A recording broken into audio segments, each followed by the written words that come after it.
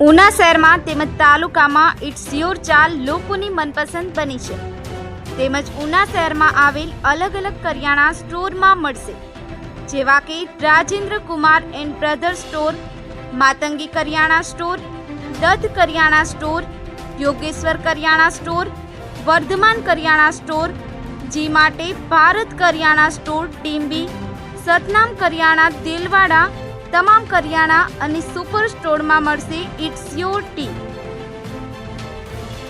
ઉના તાલુકાના કોપ ગામે માટી ભરેલું ડમ્પર પલટી ખાઈ જતા મોટી જાનહાનિ ટળી છે.